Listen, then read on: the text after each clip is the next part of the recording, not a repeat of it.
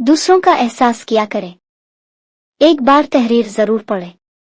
आज जूतों पर पॉलिश ठीक से नहीं हुई थी। ये देखकर शौहर का मूड खराब हो गया। बीवी से कहने लगा, इतना सा काम भी ढंग से नहीं कर सकती, आखिर तुम सारा दिन करती क्या? फिर ऑफिस रवाना हो गया। शाम 5 बजे जब वो थका हारा घर पहुंचा तो देखा कि इसके बच्चे घर के सामने मैले कुचैले कपड़ों में खेल रहे हैं। घर में दाखिल हुआ तो अजीब मंजर था। कपड़े, खिलौने और जूते आदेर अलिफादेर बिखरे पड़े थे। नाश्ते के बर्तन अभी तक वहीं थे जहां सुबह थे। रात के बर्तन सिंक में पड़े डालने का इंतजार कर रहे थे। फ्रिज के दरवाजे पर आलूदा हाथों के निशानात थे। घर के फर्श पर झाड़ू न लगने की वजह से गर्द डस्ट थी। ये मंजर देखकर शौहर को गेबर आट सी होने लगी और वो दिल ही दिल में दुआ मांगने लगा, आ अल्लाह खैर।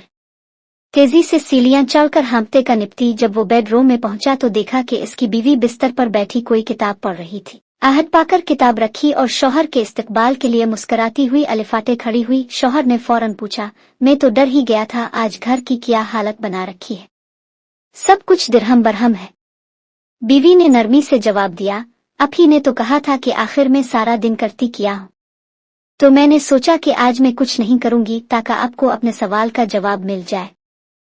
हमारी राहतों और आसाइशों में दूसरों का कितना किरदार होता है, इस फर्जी हकायत से बखूबी समझा जा सकता है। जिंदगी की गाड़ी मुश्तरका काविशों, म्यूचुअल एफर्ट्स के पहियों पर चलती है, मगर हमें इसका इदराक नहीं होता। मसलन खाकरोब, स्वापर, चौकीदार, ड्राइवर, घर में काम करने वाली मासी, बेटा बेटी, माँ बाप, बहन भाई, बिजली गैस के महकमों के लोग हमारी जिंदगी की जरूरियात पूरी करते हैं, हमें सहूलियात फराहम करते हैं। बिलफर्ज एक हफ्ते गिल्ली में सफाई करने वाला ना आए तो सफाई का क्या हाल होगा। अंदाजा लगाना ज्यादा मुश्किल नहीं। नेमत की कदर उसके जाने के बाद होती है, इसलिए हमें अपनी जिंदगी में शामिल लोगों की न सिर्फ कदर करनी चाहिए बल्कि वक्तन फवक्तन हौसला अफजाई करके उन्हें कदरदानी का एहसास भी दिलाना चाहिए। पोस्ट पढ़कर रिएक्ट जरूर किया करें ताकि हम अगली पोस्ट आपकी खिदमत में जल्दी पेश कर सकें।